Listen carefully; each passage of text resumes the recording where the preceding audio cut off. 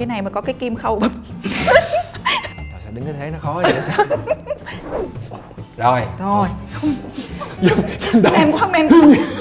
Men quá. Rồi, lúc đấy tự nhiên đấy nói đến mà chị vẫn còn nổi da gà.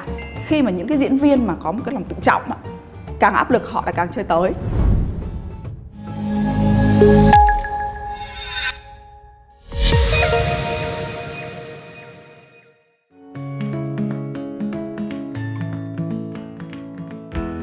Quang Bảo xin được chào đón tất cả các bạn. Chúng ta đang cùng đến với Shin Japan Spotlight, những câu chuyện truyền cảm hứng. Các bạn thân mến, Shin Japan Spotlight là một chuỗi talk show dành cho những ai yêu thích đất nước, con người và văn hóa Nhật Bản. Và thông qua những trải nghiệm của các khách mời đến với lại chương trình, chúng tôi hy vọng sẽ xây dựng được một hình ảnh đất nước Nhật Bản gần gũi và thân thiện, khơi gợi nguồn cảm hứng về phong cách sống và định hình về phong cách dành cho người Việt trẻ. Và chúng tôi cũng xin được cảm ơn nhãn hàng Cô Cái Hà Lan đã đồng hành cùng với lại chúng tôi trong số đầu tiên của Shin Japan Spotlight. Còn khách mời đầu tiên của chúng ta là ai? Thì ngay bây giờ xin mời tất cả mọi người hãy cùng theo chân Quang Bảo.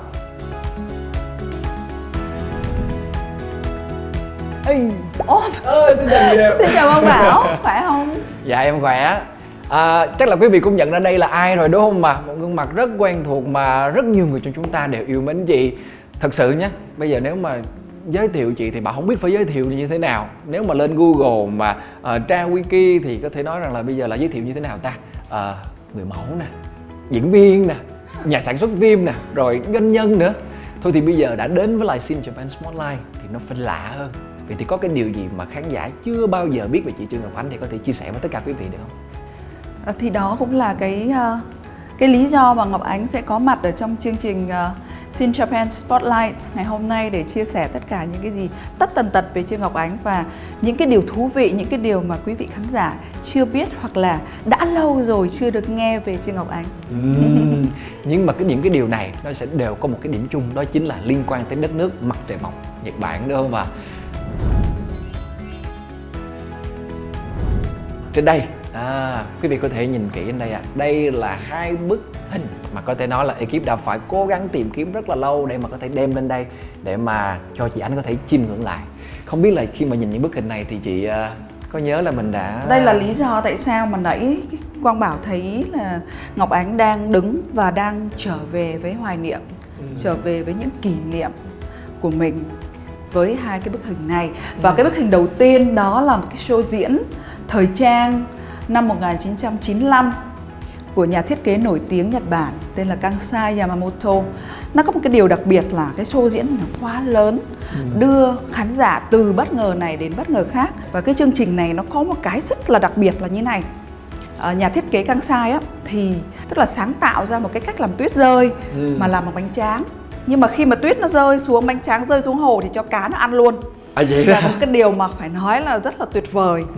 Đó. Và thêm một cái nữa là khi mà tất cả người mẫu là tức là diễn thời trang ở cái hồ ở trong công viên Lenin, một cái hồ mênh mông buổi tối như vậy, thì mọi người đi jet ski, tức là tất cả người mẫu là ngồi trên jet ski từ cái bờ bên kia đi sang bờ bên này, xuất hiện ở khắp nơi như vậy. Mà từ năm 95 đã như vậy. Năm 95, một cái show cực kỳ là hoành tráng. Thì coi như là khán giả đi hết từ bất ngờ này đến bất ngờ khác. Mà bản thân như là Ngọc Ánh với các bạn làm người mẫu ấy, thì phải nói là nó sung sướng và nó vui, nó hồ hởi, nó phấn khởi. Nhưng mà riêng Ngọc Ánh thì rất là lo lắng, bởi vì biết lúc đó không biết bơi. Cái ngồi jet ski. Trời ơi, phải chi chị biết em sớm, vận động viên bơi lội điều gì. Đấy, bởi vậy lúc đó là chị sẽ đề nghị Quang Bảo là cho chị bằng jet ski liền. Thì đi như vậy chị rất là lo lắng, mà jet ski đi phải rất là nhanh, mà mọi người ra phải tươi cười, nhưng mà trong lòng mình thì trời đừng có rớt xuống cái hồ này. Rất là lo. Thế nhưng mà cái show diễn thì phải nói là cực kỳ thành công và để lại dấu ấn rất là nhiều. Đó là những cái kỷ niệm. Còn nói đến cái bộ phim Áo Lụa Hà Đông thì lại càng thêm nhiều kỷ niệm về cái đời diễn viên của chị. Và đối với bộ phim này thì cái vai cô Dần đến giờ phút này khi mà đi ra ngoài đường thì lâu lâu mọi người gọi chị Dần ơi, cái là cứ thót tim. Bởi vì người ta vẫn nhớ đến cái vai diễn của chị. Đó là cô Dần trong phim Áo Lụa Hà Đông. Và nói đến nước Nhật đó, thì cái phim này cũng để lại một cái dấu ấn rất là lớn. Là lúc đó đi thi ở liên hoan phim, tức là tham gia liên hoan phim tại Fukuoka.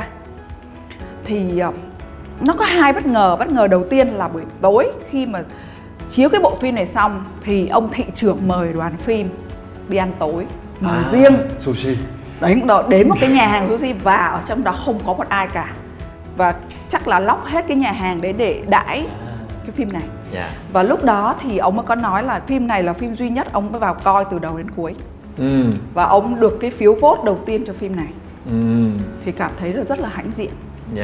Và cái phim này đã đoạt giải là Audience Choice Award, là phim được khán giả yêu thích nhất. Và sau khi ở cái buổi premiere của bộ phim này tại Fukuoka thì khi Ngọc Ánh bước ra khỏi cái buổi premiere đó thì có một nhóm các bác rất là lớn tuổi, tức là nam nữ đều có, tức là bác vẫy gọi để mà xin chữ ký. Thì mình ngó ra phía sau mình bảo hay là có diễn viên Nhật nào chứ không phải mình. Mình đi lướt qua thì mọi người ùa ra xin chữ ký và tặng cho chị những cái đồ nhỏ nhỏ lưu niệm họ làm bằng tay. Và khi đó có người phiên dịch thì nói là đây là hội yêu nước Việt Nam. Tức là họ đi xem bộ phim này. Họ đi xem bộ phim này và họ nói là họ rất xúc động bởi vì cái hoàn cảnh sau chiến tranh trong phim này y chang như nước Nhật. Và họ là người là hội yêu Việt Nam. Rồi lúc đấy tự nhiên đấy nói đến mà chị vẫn còn nổi da gà. Em cũng đang nổi da gà đây. Mình không ngờ là mình ở trên cái nước Nhật mà mình lại được một nhóm các bác lớn tuổi để đón nhận vì họ yêu cái bộ phim này và họ nói giống cái hoàn cảnh họ đã trải qua. Họ feel được cái điều đó và họ tặng chị những cái món quà bây giờ chị vẫn còn giữ đấy. Rất là nhỏ nhỏ, họ làm bằng tay thôi. Nhưng mà rất là chân quý. Đó là tấm lòng của người Nhật đó. Đấy là một cái kỷ niệm là hay tặng những cái món quà nhỏ nhỏ mà do chính tay họ đúng làm. rồi, chính tay họ làm. Đấy. Thế thì nếu như mà nói về cái bộ phim này, ngoài cái kỷ niệm ở Nhật đó ra thì có một cái cảnh nào trong cái bộ phim này mà thật sự là làm cho chị Ánh nhớ tới tận bây giờ không? Tại vì có thể nói là cũng đã khá là lâu rồi đúng không? Trong bộ phim này thực ra thì nó có mấy cảnh nhớ đến bây giờ, nhưng có một cảnh không bao giờ chị quên. Đó là cái cảnh mà lúc mà cô này chạy đến mà tìm xác con á. Mà em nhớ là cái trường bị nổ không? Xong rồi cô phải lật từng người lên, tại vì đấy là toàn là xác chết. Xong phải lật từng người lên để tìm con của mình. Thì cái cảnh đấy chị bị stress vô cùng tận.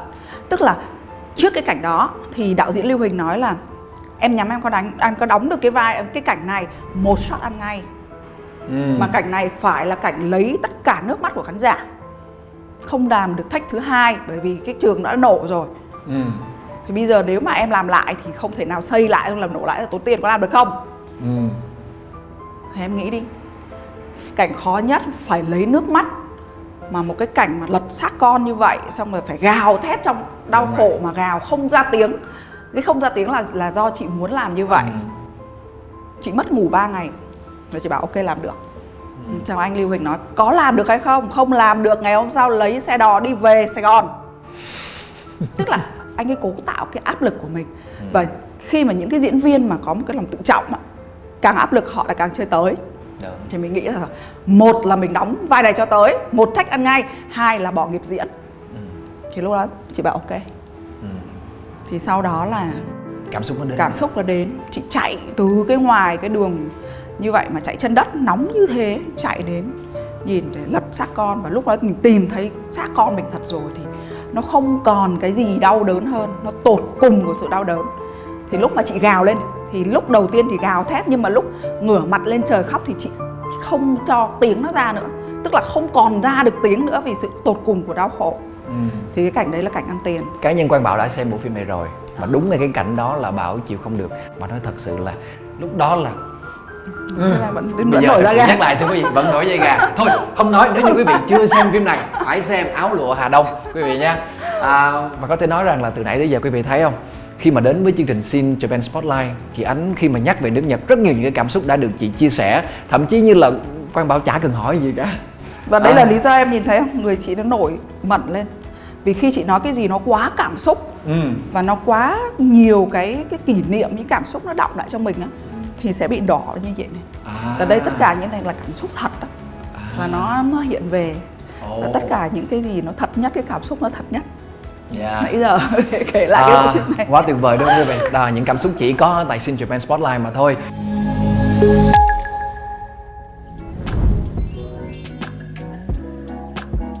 Xin được chào mừng tất cả quý vị đang cùng quay trở lại với Sin Japan Spotlight. Và đây là tập đầu tiên với sự xuất hiện của diễn viên doanh nhân Trương Ngọc Ánh. Xin chào tất cả quý vị và các bạn. Quý vị thân mến, hồi đầu chương trình thì Quang Bảo có nói rằng là đối với Sin Japan Spotlight thì phải luôn luôn là những bất ngờ, luôn luôn là những câu chuyện chưa bao giờ được kể ở đâu cả. Chính vì vậy, để đề phòng trường hợp là khách mời của chúng ta e thẹn, không có chịu bật mí, vì thế mà Bảo đã chuẩn bị sẵn một thử thách dành cho vị khách mời của chúng ta. Thường thì Ngọc Ánh không có may mắn với những thử thách bất ngờ đâu. Hay là đây là cái đặc biệt của Sin Japan Spotlight? Chính xác, nhưng mà cũng không quá khó. Bảo tin là chị Ánh có thể làm được. Thử thách này rất là đơn giản thưa quý vị, chỉ có 7 câu hỏi liên quan tới đứng mặt trời mọc thôi. Nhưng mọi câu hỏi chỉ có 5 giây để trả lời. Ok chưa ạ? Sẵn sàng chưa ạ? Nhanh lắm, đơn giản lắm, không có khó. Ok nha. Thứ nhất, kể tên 3 địa danh ở Nhật Bản. Fukuoka, Kyoto,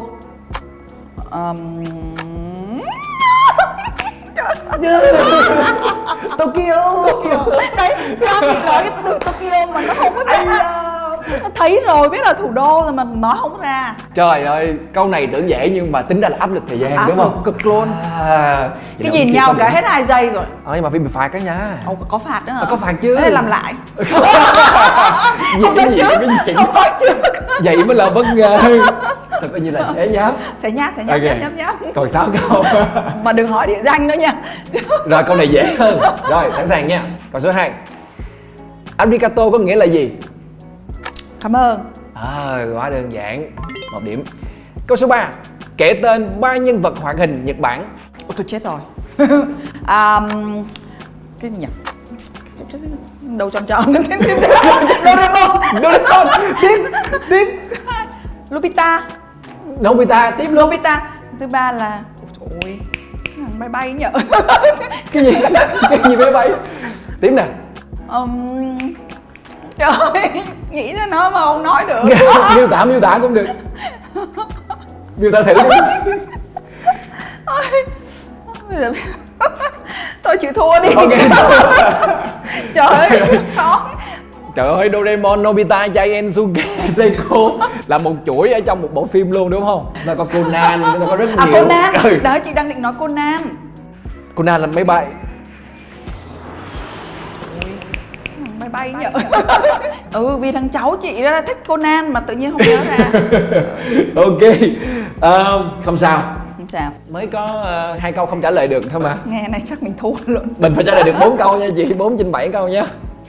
Rồi. Câu thứ 4. Món ăn làm từ cá sống của Nhật có tên là gì? Yellowtail, tuna, salmon, octopus. Octopus. Sao tôi nghe giống tên tiếng Anh quá vậy? Tuna là cá ngừ. Mà con bạch tuộc á, nhưng mà biết tiếng Nhật là gì? Cũng là trong món sống hả? Không, câu trả lời chính xác nó là sashimi. Sashimi là đồ sống thôi. Thì là đồ sống, là nói chung là đồ nó sống nói chung của đồ Nhật. sống thôi. Còn em nói là những cái món sống đúng không? Làm từ cá sống của Nhật. Thôi coi chơi đúng đi. Nói chung là được cái là tôi cũng dễ tính, tôi không có khó tính.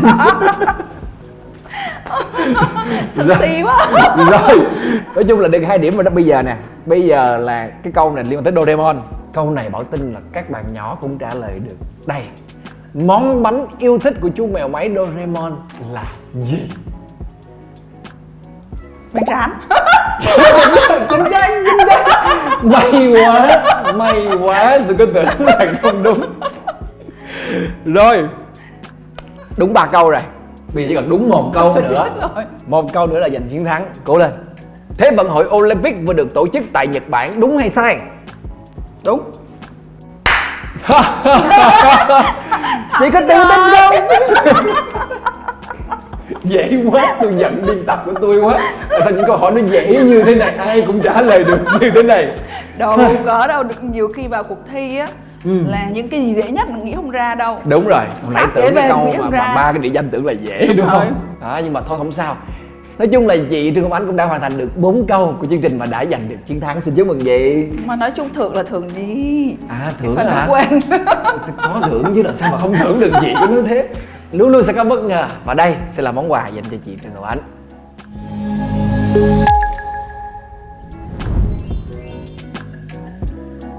Và đây chính là món quà dành cho phần chiến thắng vừa rồi của chị Trương Ngọc Ánh. Không biết là chị có đoán được đây là gì không ạ? Đây là matcha sô cô la. Yeah. Đây là món khoái khẩu chị. Ồ vậy hả? Rất là mê cái món này. Bởi vì là được khi mà Ngọc Ánh đi Nhật á, được mời cái món này, tức là về mình ghiền luôn. Trời, vậy là đúng quá, đúng quà cho nhân vật quá. Thưa quý vị, đây chính là món matcha sô cô la, một trong những cái món ăn rất là đặc trưng của nước Nhật. Ai cũng biết là ở nước Nhật thì là matcha là coi như có thể làm được rất là nhiều những món ăn khác nhau. Nhưng matcha sô cô la sẽ như thế nào? Rồi đây. Rồi. Đây. Rồi, cảm ơn Quang Bảo. Đây, bà cũng sẵn tiện thử luôn. Lâu quá không ăn món này. Phải thôi. Ủa lẹ quá vậy? Ủa, mình phải kiểu mời nhau hay như thế nào chứ gì mà gì vừa. Đôi khi là món mình thích quá, ngon quá thì mình phải chấp nhận thôi quý vị. Bao nhiêu lâu nay mới được ăn? Thật ra á, với cá nhân Bảo á, là Bảo chỉ có thích trà xanh nguyên chất thôi. Là chỉ có ngồi uống trà thôi. Còn những cái gì khác liên quan tới trà xanh là Bảo đều không thích. Ăn thêm cục nữa được không? Dạ được.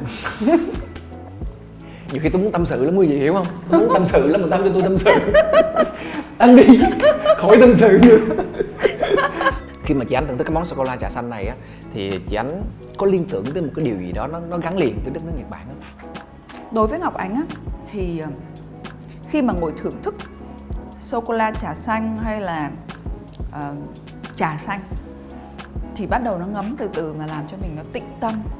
Và nó đi từ những cái hơi thở mình lên trên não mà làm cho mình đầm xuống và mình tập trung về những cái điều mà nó an yên nhất, nó nhẹ nhàng nhất, nó tĩnh tâm nhất. Nó có làm cho da mình hết đỏ không? Đỏ mà. Đỏ rồi. Không thì nó tĩnh tâm, hồi nãy là mình bị hào hứng nói thì da mình đỏ, giờ mình tĩnh tâm thì da mình bớt đỏ. Nó đang cool down rồi. Đó, vậy là được rồi đúng không? Được. Rồi, và đó là cái chuyện mà chúng ta thưởng thức món sô cô la trà xanh. Thật sự đây là một trong những cái món ăn rất là đặc biệt thưa quý vị. Nếu như quý vị có đến Nhật Bản thì quý vị hãy nhớ mua những cái món như thế này để mình đem về làm quà, đảm bảo quý vị ăn một lần là ghiền. Thôi thì bây giờ bên cạnh cái chuyện chúng ta vừa tiếp tục thưởng thức vẫn ăn nhá, nhưng đây là điều tiếp theo. Cái gì đây? Phối hợp rất là đẹp đúng không quý vị? Đây, trong đây mời chị Ánh sẽ đưa bàn tay ngọc ngà của mình vào, bốc lên những cái lá thăm. Ở trong đó nó sẽ có những cái chủ đề để chúng ta có thể trò chuyện cùng với nhau. Thường mà cái gì đẹp đẹp là nó hay đầy bí ẩn lắm. Thôi đừng nghĩ khó cho chương trình nữa, chương trình nãy giờ cũng làm khó khách mời rồi, bây giờ rất là đơn giản thôi, bây giờ mình thử đi nè. Rồi, đây. mời chị vợ ra. Đó là gì ạ? Đây, để em đọc cho. Gia đình. Kazoku có nghĩa là gia đình. Thực tế thưa quý vị, bên cạnh cái việc là chúng tôi tới đây để có rất là nhiều những cái thử thách tham gia cùng với nhau, thì chúng tôi cũng rất là muốn được lắng nghe những cái chia sẻ, những cái trải nghiệm của các khách mời, đặc biệt là đối với lại những cái trải nghiệm đến đất nước Nhật Bản. Thế thì không biết là khi mà nhìn thấy cái chữ này Kazoku, gia đình, thì cái điều gì sẽ bật ra trong suy nghĩ của chị ngay từ lúc đầu? Khi mà nói đến gia đình thì luôn luôn là anh sẽ nghĩ đến bố mẹ và con gái của mình. 3 thế hệ đó. Đúng là 3 thế hệ đó. Tại vì cái câu chuyện 3 thế hệ nó có nhiều điều để nói lắm. Và đó cũng là những cái câu chuyện mà nó rất là thú vị. Thường thì khi mà người ta nhắc tới gia đình á, thì một trong những cái điều mà dễ thấy nhất ở thời điểm hiện tại đó là sự thiếu đi sự đồng cảm và sự mất cân bằng trong suy nghĩ. Bởi vì là mỗi thế hệ thì đều luôn luôn cho rằng mình đúng rồi. Và nghĩ rằng là tôi đang hợp thời và cái gì bạn làm là nó kỳ cục. Nhiều khi là như vậy. Vậy thì đối với chị Ánh, khi mà chúng ta sinh sống trong một gia đình có 3 thế hệ như vậy thì chị làm sao để mà có thể, tại vì mình ở giữa mà, làm sao để mình có thể cân bằng được hết tất cả những điều đó? Chia sẻ, lắng nghe và cái sự trân trọng. Trân trọng ở đây là trân trọng cái sự khác biệt của 3 thế hệ. Mỗi một thế hệ đều có những cái điểm hay. Mỗi một thế hệ họ đều có những cái suy nghĩ đúng và họ đều có những suy nghĩ là họ đúng. Thế thì mình phải trân trọng cái sự khác biệt đó.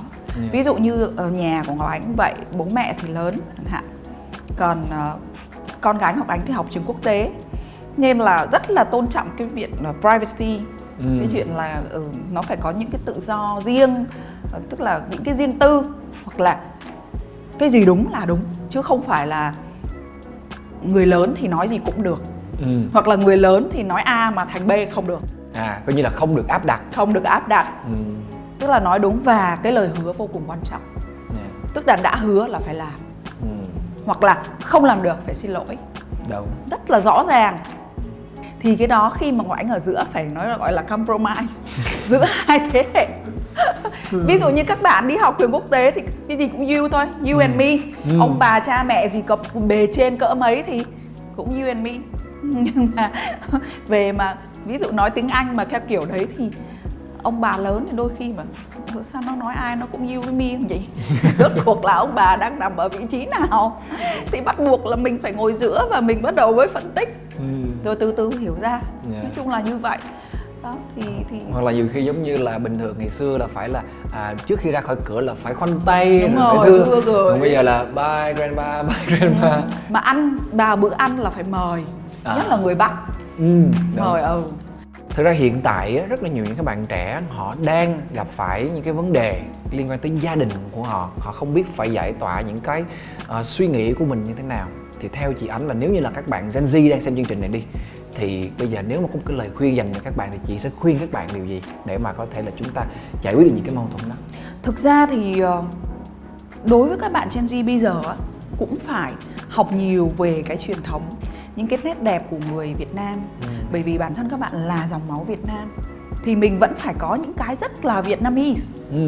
Mình phải giữ được cái truyền thống của mình. Và có thể mình học phương Tây, mình có thể học những cái tân tiến, những cái khoa học, những cái tân tiến, những cái công nghệ để áp dụng vào những cái gọi là truyền thống. Chứ đừng để mất đi những cái truyền thống. Bản thân Ngọc Ánh luôn dạy con mình cũng vậy. Tức là ví dụ như cháu về nhà cháu nó thích nói tiếng Anh hơn là tiếng Việt chẳng hạn, vì là đi học tiếng Anh. Nhưng về nhà thì khi mà nói tiếng Việt phải suy nghĩ. Tại vì các bạn ấy suy nghĩ bằng tiếng Anh. Đúng rồi. Nhưng không được. Mình vẫn phải dạy các cháu là gì? Đối với người lớn họ không biết tiếng Anh thì mình phải thưa gửi, mình phải chào và cái đó phải học. Bắt buộc phải học. Học về những cái gì gọi là cái truyền thống của người Việt thì vẫn phải giữ. Không bỏ đi được. Thật ra đây là một cái điều mà rất là thích ở người Nhật.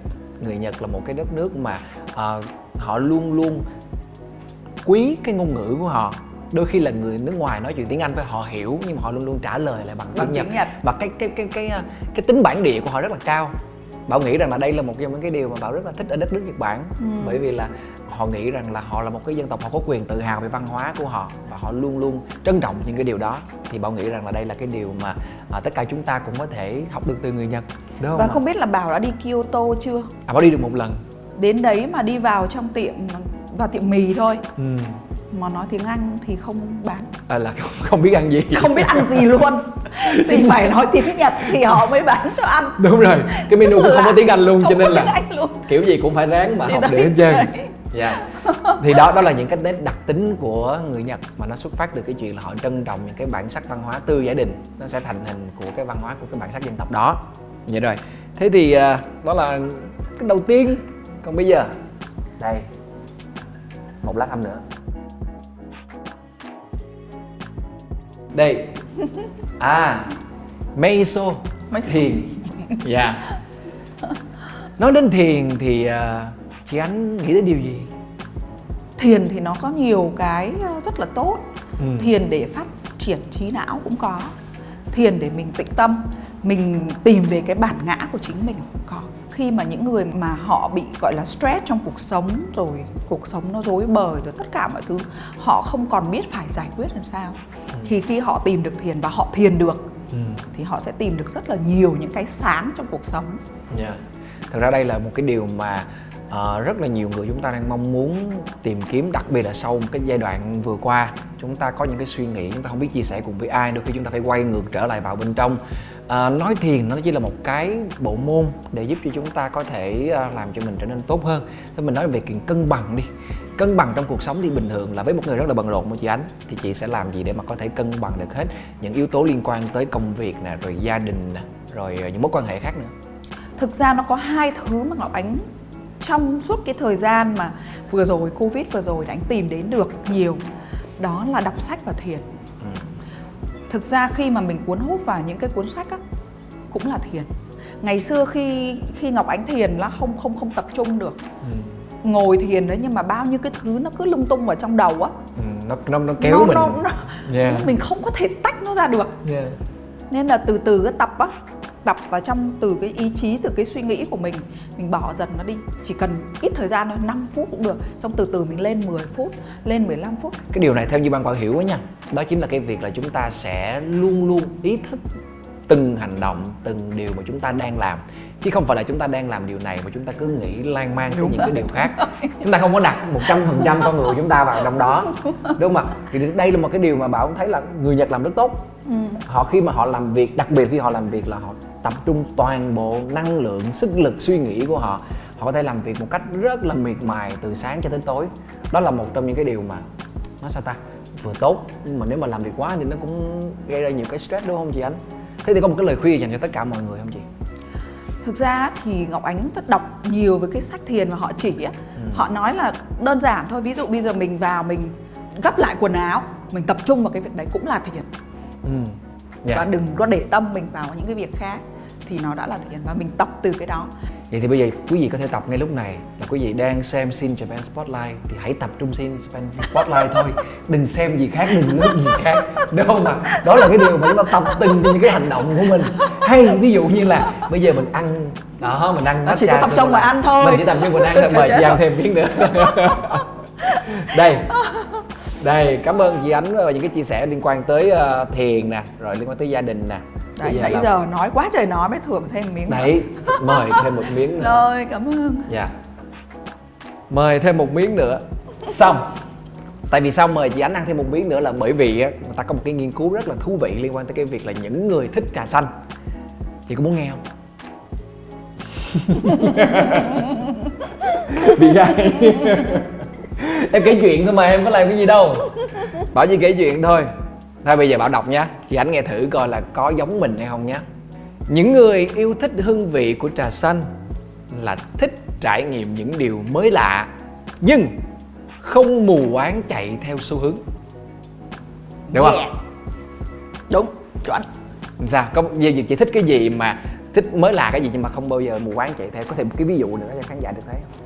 Tức là bản thân Ngọc Ánh là thích học hỏi. Mình học hỏi từ những người nhỏ hơn mình, từ những người mà bình thường nhất, những cái người mà kể cả là người lau dọn vệ sinh hay là những cái người lao công, hay là họ đều có những cái hay để mình học hỏi. Ngọc Ánh luôn học hỏi từ tất cả mọi người và rất là thích trải nghiệm những cái mới để mình thử sức. Tại sao? Bởi vì như nãy chia sẻ với Bảo đó, là nhà 3 thế hệ, mình phải biết được cái truyền thống và cái hiện đại để mình bắt nhịp, để mình cùng cân bằng. Và bản thân Ngọc Ánh sẽ rất thích làm việc với những người trẻ. Làm ăn với những người lớn nhưng làm việc với người trẻ. Đó. Vậy là cân bằng. Hợp lý, rất là hợp lý. Nhưng mà không phải là cái gì cũng nghe. Đúng thì mới nghe. Đúng, cái này đúng là tại vì sao? Tiếp theo là cái gì? Những người thích mà trà xanh á là chỉ có chút hứng thú vì cảm giác mới mẻ, gây nên sự kích thích và hiếu kỳ. Rồi có thể là bạn sẽ trải nghiệm các lớp học yoga hoặc đàm thoại. Thiền nó cũng tương tự như vậy, đúng không ạ? Thậm chí là thường xuyên sáng tạo ra những món tráng miệng thú vị. Này có không? Có thích làm dessert ăn ngon? Cũng có đó. Cũng có đó, nhưng mà đôi khi mình ngon nhưng người ta không thấy ngon. Cái này là vấn đề. Cái đó Bảo cũng thường xuyên như vậy lắm, nhưng thôi không sao, chúng ta hiểu nhau là được đâu quý vị. Rồi, cái cuối cùng là bạn là người thích sống với con người thật của chính mình. Cái đó đúng. Tất nhiên là mình sống thật với chính mình và sống thật với những người mà hiểu mình.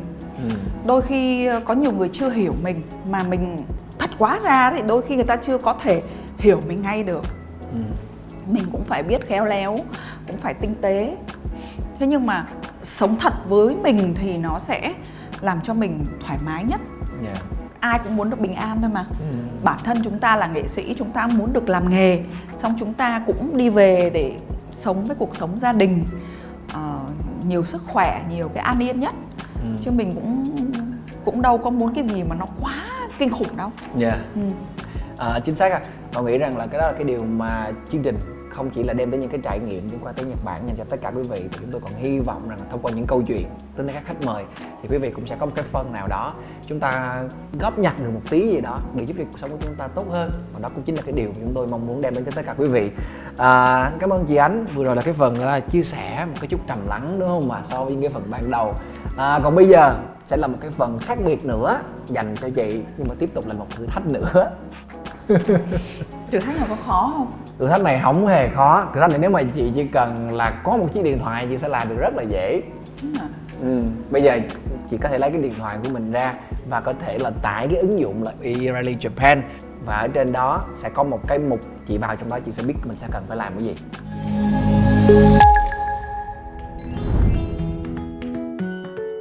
Và bây giờ sẽ là thử thách dành cho chị Trương Ngọc Ánh, đó chính là thử thách gói quà theo phong cách Furoshiki. Các bạn có thể là tải ứng dụng eRally Japan, xong các bạn sẽ vào phần là Xin Japan và có một cái mục đó chính là nghìn lẻ một cách gói quà Furoshiki lung linh kiểu Nhật rất là đẹp. Đây là một trong những cái cách gói quà mà Bảo tin là không làm khó được chị, đúng không chị? Khó chứ. Khó hả? Bảo nghĩ cái này nó đâu có khó tới mức độ đó đâu, nó dễ mà. Thôi bây giờ cố gắng làm đi, bây giờ không được là em sẽ phụ cùng với chị được chưa? Hỗ trợ cho khách mời. Thôi bây giờ chị làm đi, em sẽ nói với các quý vị khán giả được biết là một vài những cái thông tin mà em cập nhật được trên eRally Japan ha. Furoshiki có rất là nhiều những cái tính năng sử dụng, nhưng mà nổi bật hơn cả là dùng để gói quà. Đây, đó, mọi người đẹp gói quà thưa quý vị. Và đối với người Nhật thì món quà còn mang cái tình cảm của người trao tặng, một cái lời chúc mừng hay là cái sự biết ơn. Và cái điều mà làm cho Furoshiki có giá trị ở tính hiện đại này á, là nó có thể sử dụng như là một chất để thay thế nhựa. Coi như cái này rất là tốt cho môi trường. Đó, nó phải vuông như thế này nè. Dạ. Nó phải vuông thành sắc cạnh. Cái tấm này gọi là shiki. Shiki. Xong rồi mình phải tóm cái đầu này nó vô đây, xong rồi ở trên này. Nhưng mà em phải cầm chặt cho chị nha. Rồi, ship vào đây rồi, em đây. Cái này mà có cái kim khâu khâu cho nó nòng đây luôn. Cho cái kim khâu lên màn hình đi à. Đó, phải cầm chặt vậy nè. Rồi. Đó. Rồi em giữ đây đây. Đó. Rồi bây giờ em giữ ở đây. Rồi em thả kia ra. Rồi sao đứng cái thế nó khó vậy sao? Miễn sao mà ra đẹp là được. Đằng này tôi nhanh mọi người. Đó, em giữ đó. Được chưa? Rồi, để chị cột lại nha. Rồi. Cột phải chắc tay á. Rồi. Rồi. Men quá. Bây giờ làm sao mà ra hình chiếc lá nha. Phải là đấy. Đó. Đấy. Rồi. Được chưa? Rồi. Đây, xong rồi đúng không? Rồi, mời một cái close shot đi dùm em đi ạ. Thấy không các bạn? Đây chính là phong cách gói quà Furoshiki theo version Trương Ngọc Ánh. Nếu như bạn muốn biết được rằng là cái version này nó có chuẩn, nó có chính xác hay không, thì các bạn có thể là download ứng dụng eRally Japan để các bạn có thể cùng vào xem và học cái cách gói quà này. Tất tần tật rất là nhiều những cái thứ hay ho về đất nước Nhật Bản nằm trong ứng dụng này đó các bạn. Và nếu như các bạn cũng muốn nhận được quà đến từ chương trình của chúng tôi thì hãy nhớ truy cập vào fanpage eRally Japan và tham gia vào mục đó chính là gói quà xinh, rinh quà xịn để mà nhận được rất là nhiều những cái phần quà hấp dẫn đến từ cô gái Hà Lan các bạn nhé. Và thưa quý vị, sau khi hoàn thành rất là nhiều những thử thách của Xin Japan Spotlight ngày hôm nay thì đến lúc này chương trình mong muốn dành tặng cái món quà rất là đặc biệt dành cho chị Ánh. Đây hình ảnh của một geisha, có thể nói rằng là rất là quen thuộc với hình ảnh này rồi đúng không ạ? Quá là đẹp luôn. Dạ. Xin Japan Spotlight thân tặng chị Trương Ngọc Ánh. Cái này là nhập từ Nhật về nha chị chứ? Dạ chứ không phải hàng pha ke ngoài Đồng Khởi. Món quà này cũng là rất là giá trị. Ngọc Ánh rất là thích món quà này. Rất là tuyệt vời. Và xin cảm ơn Quang Bảo này, cảm ơn chương trình Xin Japan Spotlight. Đây cũng là một cái chương trình đầu tiên sau khi tháo giãn cách mà Ngọc Ánh nhận lời để làm. Và đây là một cái mở màn đầu tiên cho thời kỳ bình thường mới. Và hy vọng là với cái chương trình này thì sẽ đưa quý vị khán giả từ bất ngờ này đến bất ngờ khác, từ thú vị này đến thú vị khác, và đón xem chương trình Xin Japan Spotlight và ẩm thực văn hóa tất tần tật về người Nhật và nước Nhật. Cảm ơn rất là nhiều. Trời ơi, hơi nhẹ đầu quá, nên là cái này mình phải nói mà chị nói luôn. Đúng rồi. Không sao. Quý vị thân mến, chúng tôi thật sự là mong muốn đem tất cả quý vị đến gần hơn với đất nước Nhật Bản, bởi vì chúng tôi tin rằng Nhật Bản là một cái đất nước có rất là nhiều những cái điều thú vị liên quan tới văn hóa, liên quan tới con người. Và một lần nữa xin được cảm ơn chị Trương Ngọc Ánh đã tham gia vào chương trình ngày hôm nay. Hy vọng là chị cũng đã có được những phút giây thoải mái cùng với lại Quang Bảo và chương trình. Và đặc biệt nếu như mà quý vị khán giả cảm thấy yêu thích chương trình thì có thể bấm nút like, share và subscribe để chúng ta tiếp tục theo dõi những tập tiếp theo của Xin Japan Spotlight quý vị nhé. Và một lần nữa chúng tôi cũng xin được cảm ơn sữa ngũ cốc cô gái Hà Lan cho cả gia đình bữa sáng đủ chất với dinh dưỡng cân bằng đã đồng hành cùng với lại chương trình. Và hẹn gặp lại tất cả quý vị vào chương trình tiếp theo cùng với lại Sin Japan Spotlight.